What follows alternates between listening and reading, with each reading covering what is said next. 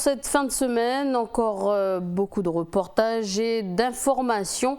Alors aujourd'hui pour notre rubrique C'est Sport, je vous propose de découvrir un sport, le bodybuilding. On en parle avec Jimmy Waimo. Ensuite pour notre rubrique On se coupe de vous, aujourd'hui on évoque les problèmes de santé liés au sein. Et enfin donc pour notre rubrique Fin bon, je vous propose aujourd'hui une recette, le fondant au chocolat. Mais pour l'heure je vous propose de retrouver notre invité du jour.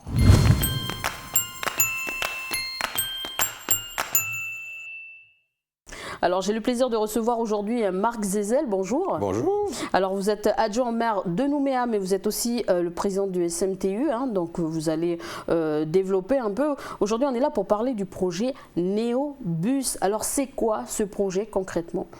Alors c'est un projet de transport public. Il s'agit en fait fondamentalement de faire face au risque d'asphyxie qui menace notre agglomération. Aujourd'hui, la population est de 180 000 habitants. On a des projections de croissance démographique assez fortes sur l'agglomération puisqu'on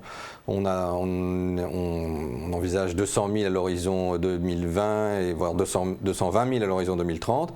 Et en face de cette croissance de la population, il y a forcément des croissances en termes de déplacement, notamment la croissance possible du parc automobile et de la congestion automobile associée.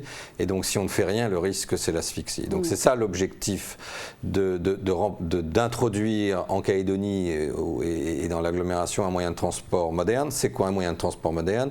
C'est un moyen de transport qui bénéficie de lignes dédiées, c'est-à-dire de voies qui lui sont réservées et une priorité au feu. Ce qui fait que c'est comme s'il était tout seul sur le tracé qu'il occupe et qu'il va traverser. Et de ce fait, ça permet d'obtenir une régularité, une fréquence et une sécurité pour les usagers sur ce tronçon. Alors vous parlez justement d'horizon 2030, mais pourquoi justement l'évoquer maintenant? Parce que d'abord, il faut savoir que ce projet, c'est intéressant de dire à quelle phase il en est aujourd'hui d'ailleurs. En fait, c'est un projet qui est porté par le syndicat mixte des transports urbains, qui regroupe donc les 4 communes de l'agglomération plus la province depuis 2011. C'est un projet qui couvre l'ensemble de l'agglomération, donc qui va de Nouméa jusqu'à Dombéa d'un côté, au Mont-d'Or de l'autre et à Ducos également. Et que moi j'ai pris la présidence du syndicat en 2014 et la première chose que j'ai faite, c'est en fait en discutant et en évaluant le projet, c'est de me rendre compte qu'il était probablement trop grand à ce stade et un peu trop cher aussi. Donc on a décidé de le phaser et de faire une première phase qui ira du centre-ville de Nouméa jusqu'à Dombéa, jusqu'au Medipôle. Et c'est cette première phase-là qui fait l'objet de ce qu'on appelle une enquête publique qui est diligentée par l'État, par le Haut-Sarea. Cette enquête va commencer le 1er septembre, elle va durer 1 mois, avec 2 lieux pour l'enquête où la population peut venir déposer son avis et s'informer sur le projet, au pôle public de Rivière-Salée à Nouméa et à l'Annexe-Ferry à Nouméa, et puis à la direction des services techniques à Dombéa. Et il y aura aussi 2 réunions publiques, une le 8 septembre à Nouméa et une le 15 septembre à Dombéa. Donc à la suite de cette enquête d'utilité publique, nous espérons le commissaire enquêteur déclarera ce projet d'utilité publique et comme par ailleurs au même moment, enfin à peu près au même moment, puisque la semaine prochaine le Congrès doit examiner un projet de texte voté par le gouvernement qui affecterait au syndicat une taxe supplémentaire, nous serions en mesure de boucler le financement du projet et de commencer les travaux probablement début 2016. Dans ces conditions-là, on serait en mesure on a un objectif de mise en service à l'horizon 2019. Donc, compte tenu des délais, compte tenu des travaux, il faut bien s'y prendre maintenant si on veut être capable de faire face à, je vous l'ai expliqué, cette croissance démographique attendue, parce que la population est jeune, parce que l'agglomération est en croissance. Alors d'ici là, le temps que les choses se mettent en place, la population a quand même quelques questions. Hein. Concrètement, c'est quoi? Il y aura des cars exactement? Qu'est-ce qui va se passer exactement? Est-ce que la circulation justement va s'améliorer? Parce qu'aujourd'hui, le nombre de bouchons dans la ville de Nouméa, c'est assez, on va dire, récurrent. Alors, important. le projet, le nom, c'est bus à haut niveau de service. Alors, ça, c'est un jargonnage de transporteur. Donc, en fait, il s'agit d'un bus, certes, mais d'un bus articulé, donc plus grand que les bus que vous voyez circuler aujourd'hui dans la ville, avec un niveau de confort qui est élevé, avec de l'information embarquée, avec des caméras embarquées, donc un niveau de sécurité plus élevé, de l'information voyageur sur les quais qui permettent de savoir à quel moment arrive son véhicule et savoir aussi à quel moment on va arriver à destination. Donc c'est ça qu'on appelle un bus à haut niveau de service. Est-ce que ça va changer la circulation? L'objectif, c'est déjà de faire en sorte que ça ne se dégrade pas fondamentalement. Donc c'est de traiter. Si on ne fait rien, compte tenu de cette croissance que je vous ai indiquée, on est sûr qu'on aura encore beaucoup plus de problèmes que l'on a aujourd'hui. En plus, comme vous le savez, Nouméa, c'est une presqu'île, donc avec un endroit qui est un goulot d'étranglement. Beaucoup de projets quand même ont été montés, ont été faits pour que la circulation s'améliore, mais on ne voit pas trop en fait le changement. Ce qui se passe, c'est qu'il y a eu un certain nombre de projets, mais rien de l'ampleur dont on parle ici, rien de ce niveau. Et toutes les métropoles du monde qui ont eu à faire face à leurs problèmes de croissance, elles ont été obligées de mettre en place des transports modernes de ce type-là. Alors, dans les très grandes capitales, c'est des métros, dans des capitales régionales, c'est des tramways, mais pour des agglomérations de notre taille, c'est ce qu'on appelle les bus à haut niveau de service. C'est ça la solution technique appropriée. Voilà, peut-être sur d'autres questions, on va vous réinviter. Mais concernant justement les métiers, par exemple, des chauffeurs, est-ce que ce projet va mettre en péril justement ces métiers ? Non, parce que le métier de chauffeur d'un bus à haut niveau de service, c'est un métier de chauffeur de bus. C'est un métier qu'il y aura moins de cars qu'aujourd'hui. Enfin, je sais pas. Non, a priori, alors sur la base des évaluations que l'on a, des estimations et des comparatifs qu'on a pu faire avec la métropole, la mise en place d'une infrastructure de ce type-là génère plutôt plus de trafic sur le reste du réseau d'autobus normal, et donc on envisage plutôt une augmentation du volume à traiter. Donc au total, il y aura plutôt besoin de plus de chauffeurs que de moins de chauffeurs. Alors le service sera assuré par un bus à haut niveau de service. Ça veut dire quoi? Il y aura Internet dans les cars? Non, je plaisante, mais bon. Pas Internet, mais vous avez des planchers surbaissés qui permettent l'accès aux personnes à mobilité réduite. Vous avez des grandes portes de type métro qui permettent un accès facile. Vous avez de l'information embarquée, comme je l'ai dit. Vous avez des caméras de vidéo. Et vous avez surtout la régularité et la fréquence. Et c'est surtout ça. Aujourd'hui, les gens qui prennent les transports en commun, même si on a un service de transport en commun qui est déjà très développé, ils sont englués dans la congestion puisqu'ils n'ont pas de site propre. C'est ça le fond du problème. Donc pour sortir de ça, il faut créer cette infrastructure qui donne ce qu'on appelle un site propre, qui donne un accès spécifique dédié aux véhicules. Alors une question avant de terminer, le coût de ce projet? Alors le coût est estimé à 20 milliards. D'accord. Voilà, c'est ça le projet. Alors pour terminer, un message à la population justement pour se rendre à cette enquête? Voilà, alors nous ne sommes pas les porteurs de l'enquête publique, je le répète, c'est bien l'État et le commissaire enquêteur, mais pour nous, en tant que maître d'ouvrage, c'est important que la population s'approprie ce projet parce que c'est un projet d'intérêt général à destination de la population. Donc on invite vraiment la population à se rendre sur les lieux où se déroule l'enquête et à venir participer aux réunions publiques. Marc Zizel, merci d'avoir accepté cette invitation. C'est moi qui vous remercie. À bientôt, au revoir. Allez, on passe tout de suite à notre rubrique C'est Sport.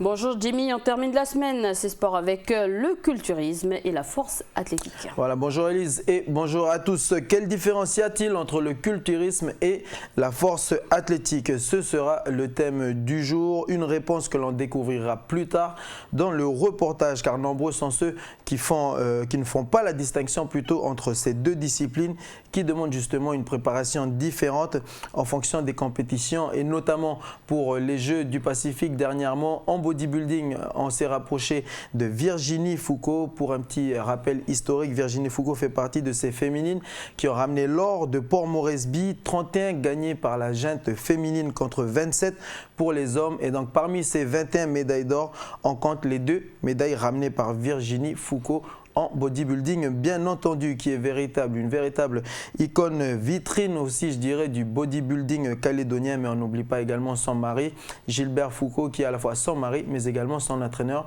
qui a dû déclarer forfait pour les Jeux du Pacifique pour des raisons de blessure. La véritable icône vivante du bodybuilding. Alors qu'en est-il de la force athlétique? Alors pour nous donner une réponse justement et pour donner la différence entre ces deux disciplines en bodybuilding, j'ai choisi donc Virginie Foucault.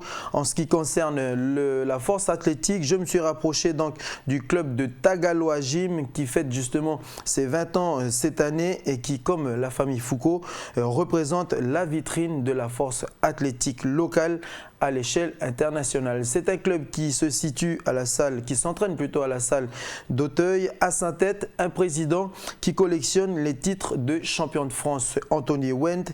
Il détient le plus de titres de champion de France de 99 à 2004 au développé couché. Donc c'est l'une des 3 disciplines en force athlétique. Dans la catégorie des moins de 110 kg, il a 7 titres en Open et en Master. En effet, c'est un véritable mastodonte qui n'hésite pas à former la jeunesse et qui propose également justement dans la salle d'Auteuil des initiations et des cours gratuits donc pour la jeunesse intéressée par la force athlétique. Alors justement, qu'est-ce que la force athlétique et quelle différence existe-t-il entre ces deux disciplines? Alors je ne pourrais te donner la différence, je suis mal passé pour te donner la différence. Le mieux c'est que l'on se rapproche, Élise, justement de Virginie Foucault pour le bodybuilding et du club de Tagaloa Gym pour la force athlétique. Tous les deux nous donnent les différences et les rapprochements également entre ces deux disciplines dans ce reportage.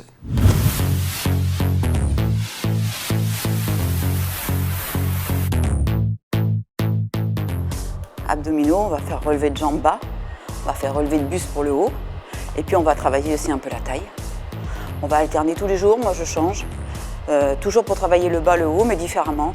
Un peu de gainage aussi, c'est indispensable, et puis pour le maintien, parce que le bodybuilding en compétition c'est bien, c'est avant tout une hygiène de vie. Si la compétition c'est pas indispensable à la vie, l'hygiène de vie c'est indispensable quand même. Donc le sport il continue après la compétition.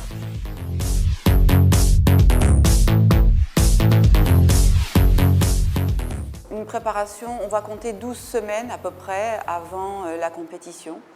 On va donc allier une diététique assez stricte avec un entraînement adapté avec selon l'événement, des longues séries ou des séries plus courtes. Personnellement, c'est-à-dire que pour les championnats de Calédonie, moi j'ai préféré aller dans un entraînement avec des séries longues. On travaille donc le travail musculaire, c'est-à-dire c'est un entraînement où on soulève des barres, des poids. On peut travailler sur machine aussi, dans différents angles pour donc optimiser la densité et le fait de soulever, de travailler le muscle nous fait gagner en masse musculaire. La force nous permet de gagner en galbe, en densité, et c'est la stratégie que j'avais adoptée avec Gilbert, mon coach qui s'occupe de mon entraînement pour les Jeux du Pacifique.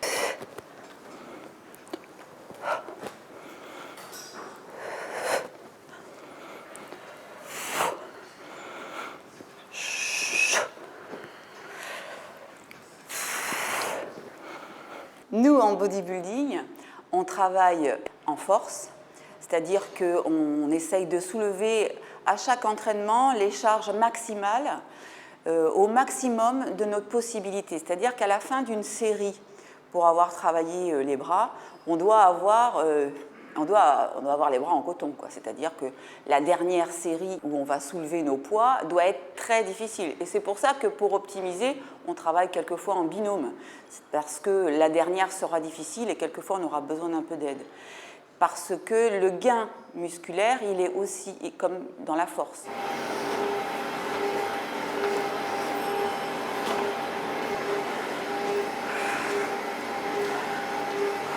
C'est tout en douceur. Mais au bout d'une demi-heure, tu es bien réveillé le matin. C'est super, c'est excellent.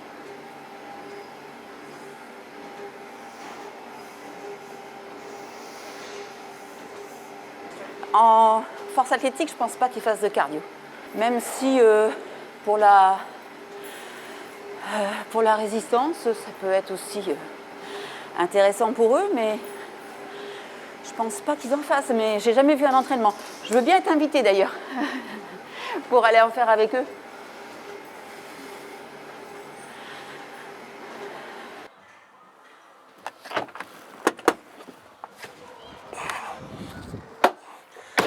Donc, bonjour, je me présente Kenny Went. Nous sommes actuellement au club Tagaloa Gym Force Athlétique. Je suis athlète et coach en même temps et j'ai coaché dernièrement l'équipe qui se sont rendus au Papouasie-Nouvelle-Guinée. Donc je vous propose un entraînement de force athlétique, 10 des 3 mouvements. Donc on y va.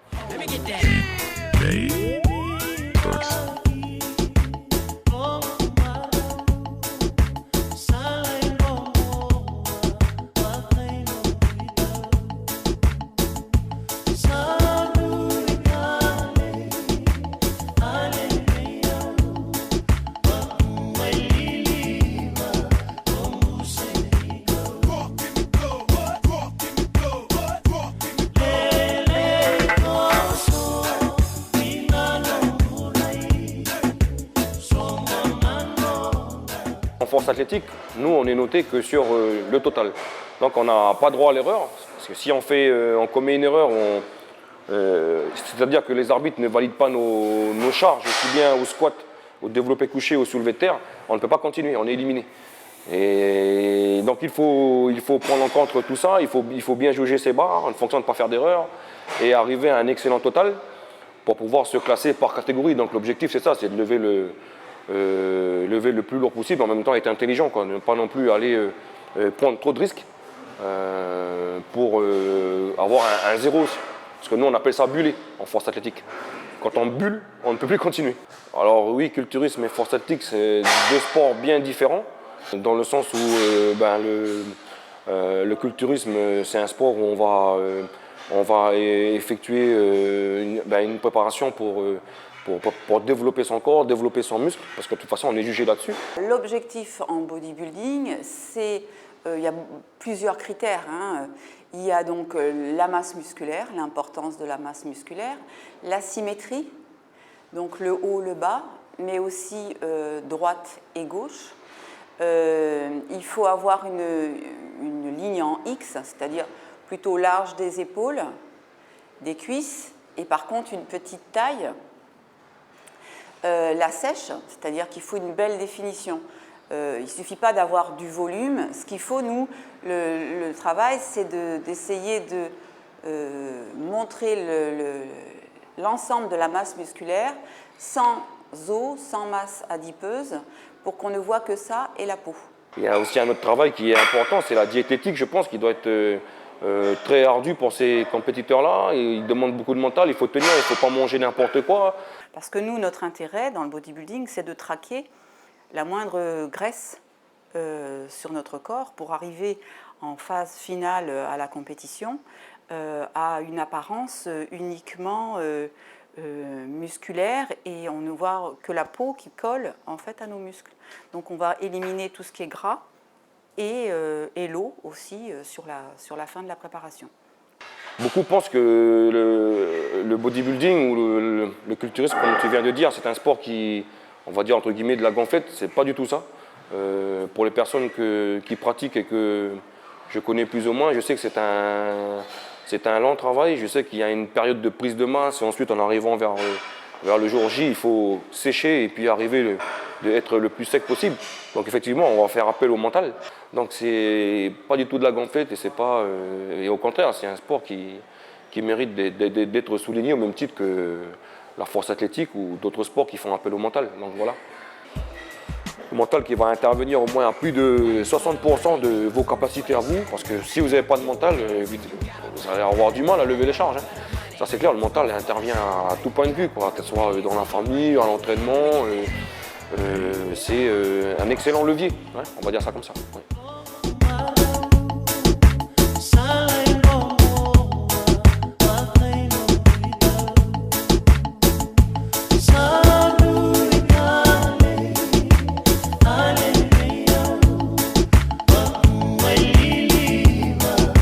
Voilà, Voilà, Virginie Foucault donc pour le bodybuilding et le club de Tagaloa Gym pour la force athlétique. Il faut savoir que le bodybuilding ici en Nouvelle-Calédonie, c'est une discipline qui souffre bien évidemment du manque de soutien financier, l'absence de structure et plus précisément d'une salle conçue uniquement pour la discipline n'arrange guère le développement d'une discipline de niveau international dont l'avenir repose sur quelques clubs ici au pays. Alors s'il ne dispose d'aucune salle de bodybuilding, où s'entraînent-ils justement nos athlètes? Alors bien qu'il n'ait aucune salle, Élise, donc pour s'entraîner, les athlètes arrivent tout de même à garder la forme avec des entraînements dans des salles privées ou des salles de sport et de musculation, comme on l'a vu dans ce reportage. Le danger dans ce mode de fonctionnement, c'est l'encadrement, car certains s'entraînent seuls et d'autres avec un coach. Donc pour ceux qui s'entraînent avec un coach, tant mieux. Et puis pour les autres, ils s'exposent à des gros risques. Donc le risque de s'entraîner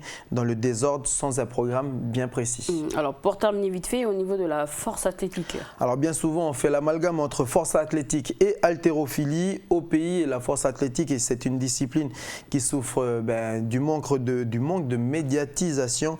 Même si demain cette discipline arrive à avoir sa propre ligue, car en ce moment, elle est, je dirais, régie par le CTOS, le Comité territorial olympique et sportif, donc qui fait office de ligue pour la force athlétique. C'est une discipline qui se cherche encore, qui essaie de se structurer. Justement, pourquoi? Parce qu'elle n'a pas encore sa propre ligue. Si demain elle dispose de sa propre ligue, je pense que les choses évolueront dans le bon sens pour les licenciés et pour ceux qui pratiquent la force athlétique. Voilà, merci Jimmy de nous avoir parlé de ces deux disciplines. On te retrouve donc la semaine prochaine.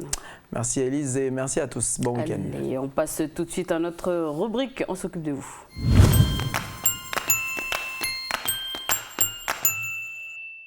Bonjour Anna, dans ta chronique aujourd'hui, nous parlerons des problèmes liés au sein, donc les affections comme les kystes par exemple. Et on peut hélas rencontrer un problème un peu plus grave, le cancer. Bonjour Élise et bonjour à tous. Les seins, eh bien, ce sont les symboles de notre féminité, mais qui peuvent aussi être source d'inquiétude depuis qu'on nous sensibilise justement à en prendre soin. Pour la petite histoire, eh bien, Élise, le mot sein, il vient du latin sinus, qui signifie courbure, sinuosité ou pli, et ça désignait notamment un pli de la toge qui recouvrait la poitrine. Voilà un peu pour l'origine du mot. Et puis dans notre civilisation, excusez-moi, les seins sont en permanence associés à la femme et à la féminité, puisqu'ils sont symboles de fertilité et d'allaitement. Alors, est-ce qu'il y a des signes qui peuvent justement alerter d'un éventuel problème? Eh bien, par exemple, Élise, si on s'aperçoit de la présence d'une masse inhabituelle ou alors d'une masse qui grossit, si celle-ci, elle est dure ou si elle semble attachée fermement à l'intérieur de la poitrine, alors dans ce cas, oui, il faut aller consulter rapidement un médecin. Mais toutefois, rassurez-vous, mesdames, dans 90% des masses que nous avons au sein, ce sont des masses qui sont bénignes, donc ne sont pas cancéreuses. Et y a-t-il des personnes à risque? Il y a certaines personnes à risque, tu fais bien de le signaler, notamment les femmes qui sont à l'approche de la ménopause, donc environ vers 50 ans, celles qui n'ont jamais eu d'enfants, ou encore les femmes qui ont un cycle menstruel irrégulier. Donc il faut être attentive à tout changement, on va dire ça. Tout à fait, il faut être très attentive à son corps, et puis moi je te propose d'écouter tout simplement les conseils du docteur Pascaline David pour en savoir tout simplement un peu plus.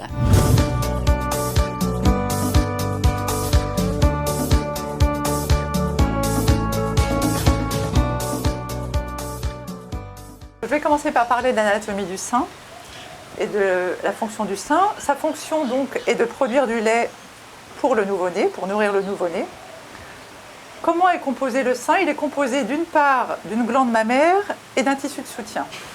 Donc la glande mammaire, elle est composée d'une quinzaine ou une vingtaine de petits compartiments dans lesquels on va trouver des petits lobules et des petits canaux. Les lobules, ils ont pour fonction de produire du lait, les petits canaux pour fonction d'acheminer le lait jusqu'au mamelon.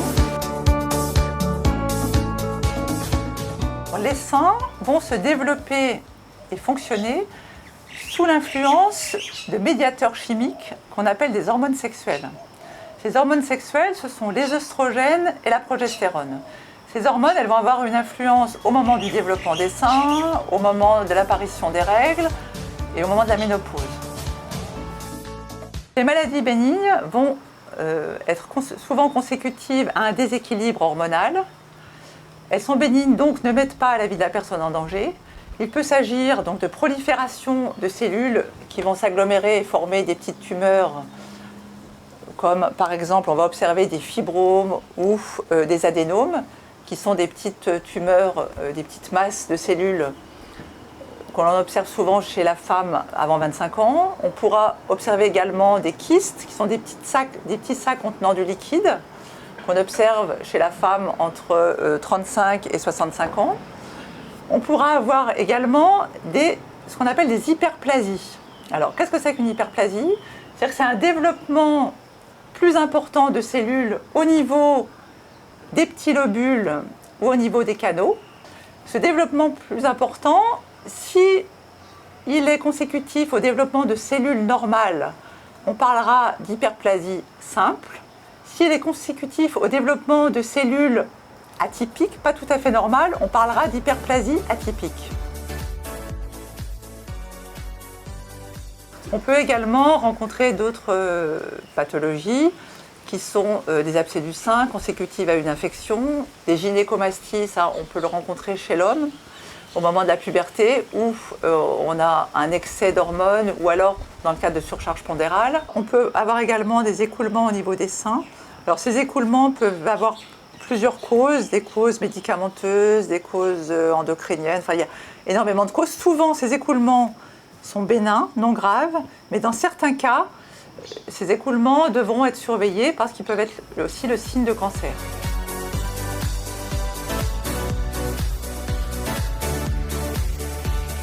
Qu'est-ce qu'on va chercher? On va chercher une masse palpable au niveau du sein. On va chercher une zone un petit peu indurée ou douloureuse. On peut chercher un écoulement du sein. On peut chercher une rétraction du sein. Ou également une petite masse sous le bras, qui est l'apparition d'un petit ganglion. Également, au niveau de la peau, on observe si on a un changement de couleur ou un petit plissement au niveau de la peau. Si on repère quelque chose qui nous inquiète, on peut consulter et on pourra réaliser une mammographie ou une échographie. Voilà, donc nous serons plus vigilantes désormais. Alors Anna, par rapport au risque de cancer, quelles sont les mesures de prévention mises en place? Il n'existe actuellement malheureusement aucun moyen de prévenir le cancer du sein, mais il existe des méthodes de dépistage et plus ce dépistage se fait tôt, plus on a de chances de guérir et moins les traitements seront agressifs également. Et, il faut savoir que l'Agence sanitaire et sociale de Nouvelle-Calédonie organise sa campagne de dépistage du cancer du sein depuis août 2009 sur le territoire. Alors quel public en particulier est ciblé? Toutes les femmes de 50 à 74 ans sont invitées à réaliser gratuitement une mammographie de dépistage. Alors, cela est possible sur tout le territoire? Oui, cela est possible partout, puisque c'est un programme qui permet justement à toutes les femmes, quel que soit leur lieu de résidence ou leur couverture sociale, de justement bénéficier de ce dépistage. Bon, pour en savoir plus, je me suis rendue à l'hôpital de Pointe-Dimier lors d'une mammographie et je te propose de regarder le reportage.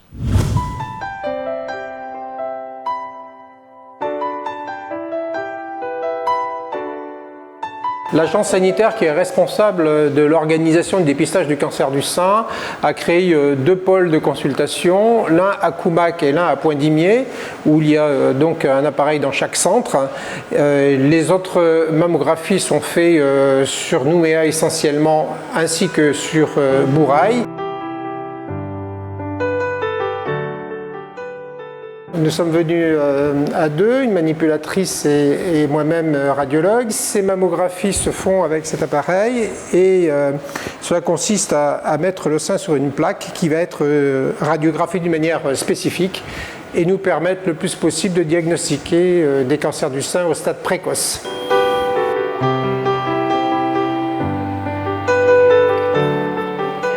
L'appareil de mammographie permet de prendre l'essentiel de la glande mammaire en radiographie. On réalise en général 4 incidences, 2 de chaque côté, une de face de chaque côté et une en oblique de chaque côté, ce qui nous permet de repérer à peu près où peut être une lésion dans le sein.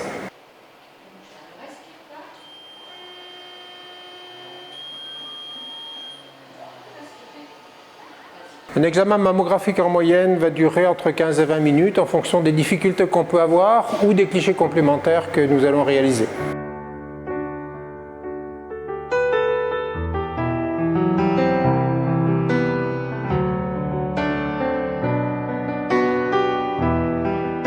La lecture des mammographies se fait soit sur des écrans très haute définition en informatique, soit sur des films qui sont imprimés avec une très haute précision, et à ce moment-là on utilise ce qu'on appelle un négatoscope avec une loupe pour regarder les petites lésions.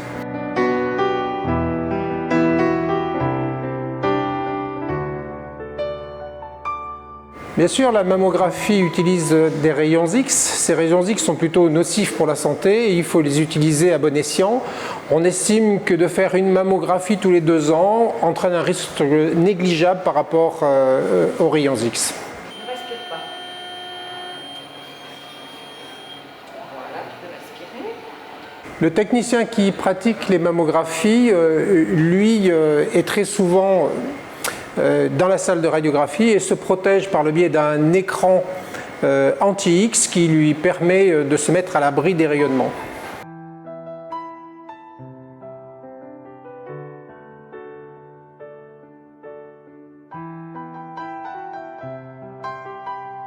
Cette technique de dépistage du cancer du sein par mammographie existe depuis une trentaine d'années et s'est améliorée au fil des ans.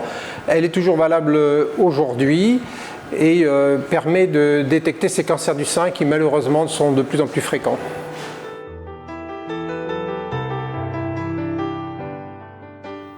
Voilà, donc on sait maintenant comment marche, comment ça se passe une mammographie. Et pour info, il faut savoir que plus de 10 000 femmes se sont inscrites justement à ce jour pour ce programme de dépistage.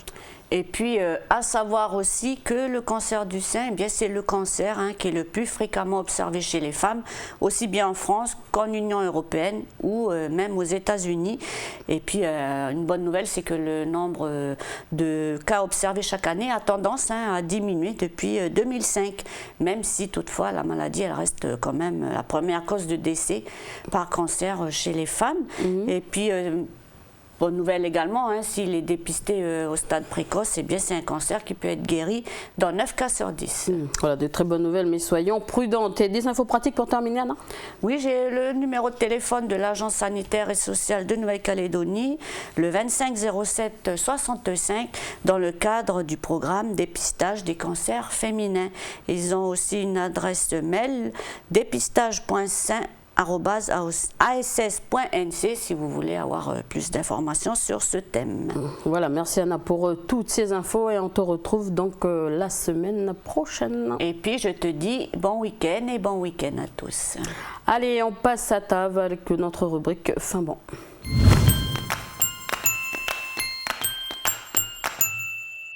Alors, qui n'aime pas le chocolat? Aujourd'hui, pour notre rubrique Fin Bon, je vous propose 7 recettes, donc le fondant au chocolat qu'on peut déguster au petit déjeuner ou encore en dessert. C'est aujourd'hui sur NCTV.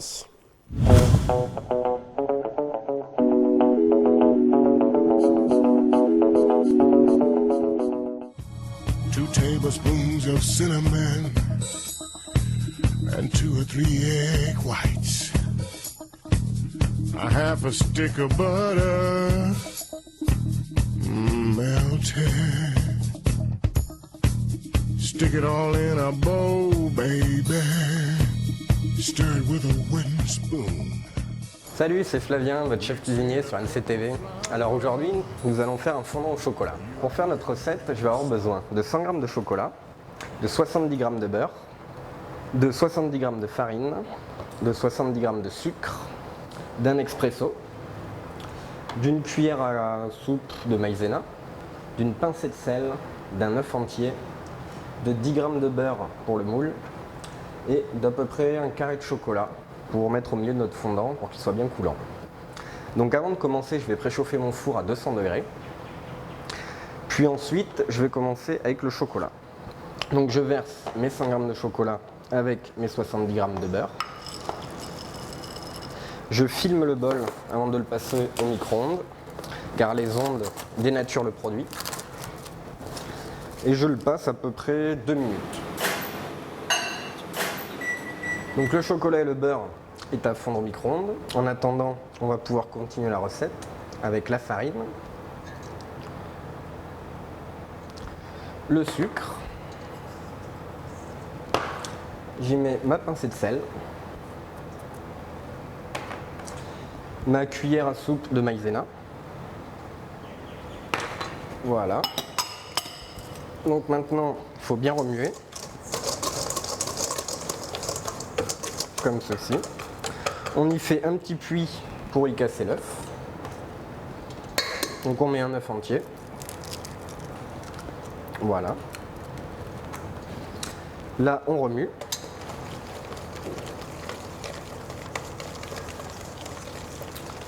En remuant, on y verse notre expresso, petit à petit.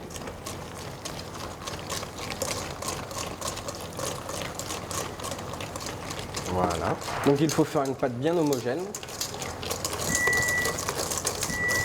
Le micro-ondes vient de sonner, donc le chocolat est prêt. Donc attention à ne pas se brûler, bien sûr. Voilà. Donc avant de mettre le chocolat dans ma préparation, il faut bien le remuer pour qu'il soit homogène aussi avec le beurre. Donc on laisse refroidir juste quelques minutes. On le verse tiède dans la préparation.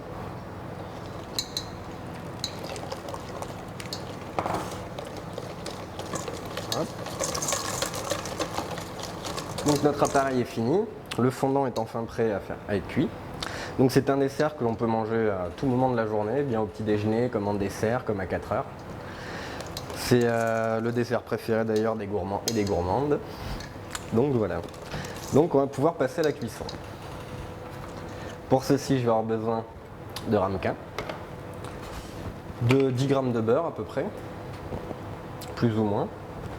Donc avec les mains, il faut bien beurrer le moule partout.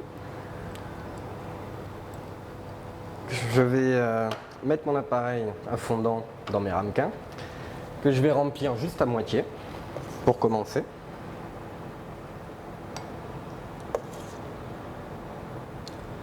Comme ceci. On les remplit à moitié et au milieu, on met à peu près l'équivalent d'un carré de chocolat. Comme ça, quand ça va fondre, on va avoir un cœur bien coulant. Et on recouvre.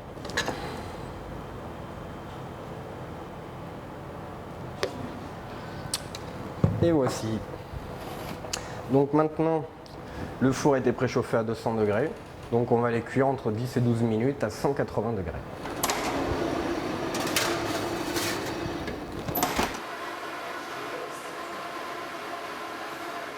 Donc vous pouvez accompagner votre fondant au chocolat d'une boule de glace vanille ou tout simplement d'une salade de fruits.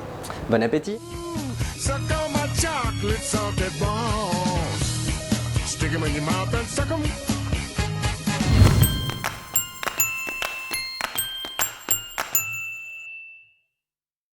Salut Mara. Salut Elise, salut à tous. Les découvertes scientifiques ont permis de faire progresser les technologies au cours des siècles derniers, mais l'inverse est aussi vrai. Les progrès techniques ont permis et permettent toujours à la science d'avancer. L'évolution des moyens d'observation en particulier, qui en rendant visible pour l'homme ce qui était invisible à l'œil nu, nous ont ouvert la voie tout simplement vers la compréhension des lois qui régissent notre monde.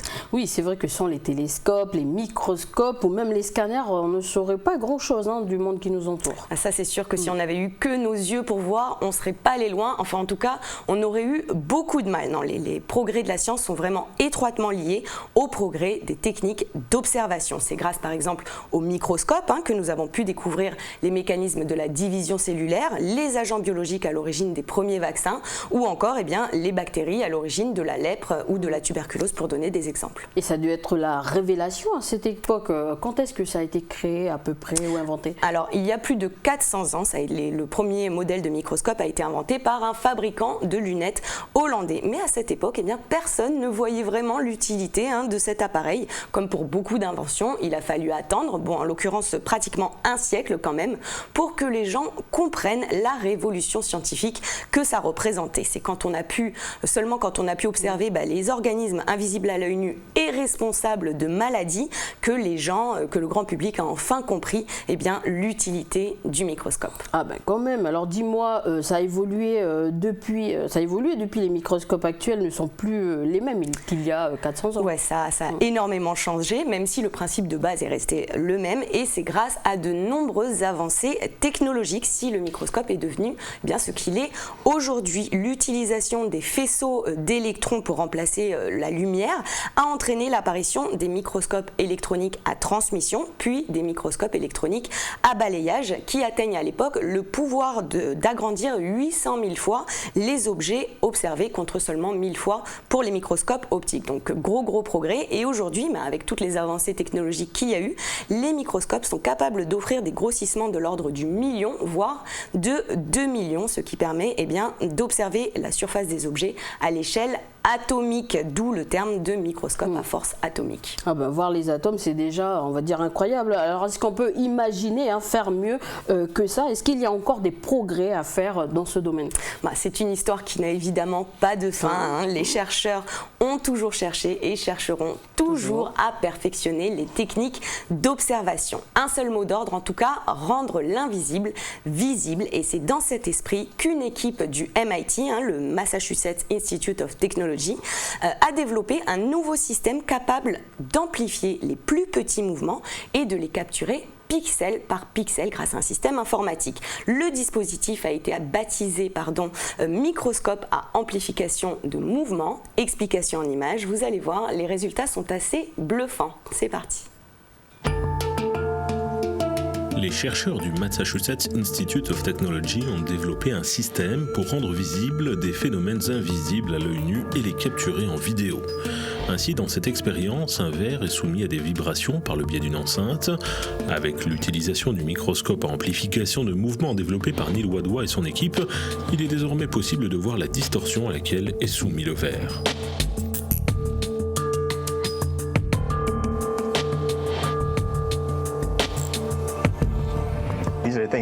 Ce sont des choses que les gens n'ont jamais vues auparavant et nous les rendons visibles. Le microscope à mouvement est un moyen de visualiser en vidéo les petits mouvements qui paraissent invisibles à l'œil nu. La vidéo est analysée par un logiciel informatique qui permet de déceler les changements infimes, pixel par pixel. Ces changements sont alors amplifiés, les résultats sont incroyables.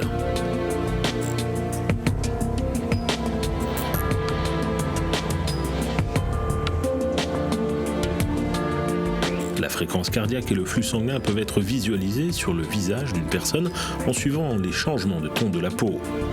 La visualisation de la respiration d'un bébé peut être amplifiée, tout comme le mouvement d'un œil.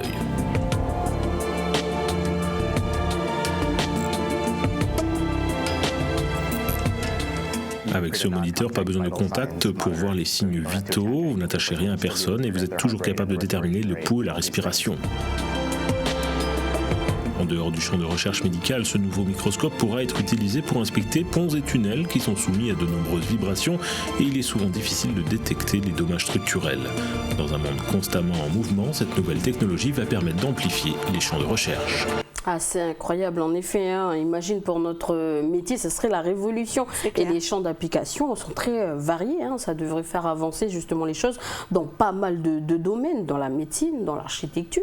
Oui, donc voilà, ça donne vraiment un aperçu de l'importance des progrès, des moyens d'observation pour les progrès de la science et donc forcément de la société. C'est aussi d'ailleurs sur cette amélioration des techniques d'observation que repose un projet européen qui est en cours depuis 2012, le projet Future Roots, donc en français ça donne les racines de l'avenir, un ambitieux programme pluridisciplinaire dont le but en fait est d'apporter des solutions à une problématique d'envergure mondiale qui est de nourrir les hommes de demain.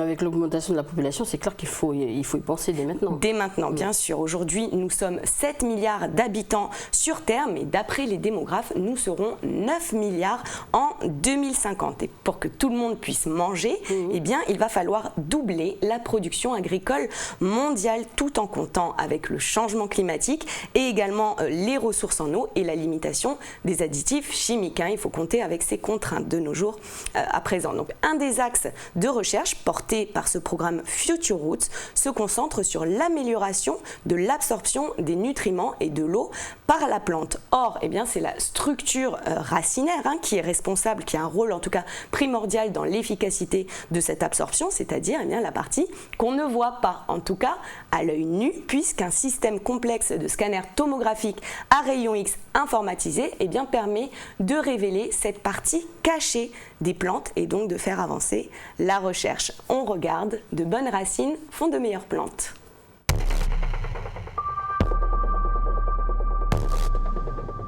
Comment aider les racines des plantes à puiser l'eau et les nutriments plus efficacement? Pour le savoir, suivez ce robot. Ce robot fait partie d'un mécanisme complexe développé afin de dévoiler les secrets du blé et d'autres types de cultures. Cultivés sur un sol enrichi en eau et en nutriments, ces échantillons de blé sont ensuite transportés dans une salle équipée d'un énorme scanner tomographique à rayons X informatisé. Depuis 10 000 ans, on s'intéresse essentiellement à la partie aérienne, visible des plantes. Or, nous voulons obtenir des cultures qui absorbent les nutriments et l'eau plus efficacement. Et pour cela, il faut aussi observer attentivement la croissance des racines. Nous voulons donc révéler la moitié cachée des plantes. Dans ce laboratoire de l'Université de Nottingham, au Royaume-Uni, différents scanners permettent aux chercheurs d'étudier dans le temps le développement de l'architecture racinaire de diverses espèces de plantes. La technique est la même que celle utilisée en matière d'imagerie médicale. En 5 ans, le temps de réalisation d'un scanner est passé d'1 heure à 10 minutes. Si on peut encore réduire ce temps, alors nous aurons une vision encore plus dynamique du processus de croissance des racines. Les images obtenues avec ces scanners permettent de créer des modèles informatiques. Objectif, reproduire avec précision la façon dont les racines poussent dans différents sols et dans différentes conditions d'humidité souterraine. On arrive maintenant à voir de multiples racines sur le même cliché. Il nous faut ensuite séparer ces racines pour pouvoir observer comment elles interagissent entre elles dans le sol. On dispose aussi de séquences d'images qui permettent d'examiner comment les racines poussent. Nous analysons aussi le cliché pour localiser l'eau et les poches d'air présentes dans le sol, ce qui nous permet d'étudier les interactions entre la structure du sol et la croissance des racines. Des modélisations qui ont donc permis à ces scientifiques de confirmer certaines de leurs hypothèses formulées dans le cadre d'un projet de recherche européen, à commencer par la possible corrélation entre la forme d'une racine et sa capacité à absorber l'eau et les nutriments. Nous avons découvert que dans des conditions d'humidité faible, les racines latérales ne se développent pas aussi bien que dans des conditions d'humidité plus élevées. Grâce à ces images, on comprend comment ces racines se développent d'un point de vue moléculaire. Et en associant ces données aux mécanismes moléculaires, on arrive à cerner la façon dont se développent les cultures et ainsi à tirer un meilleur profit des sols ayant un faible degré d'humidité.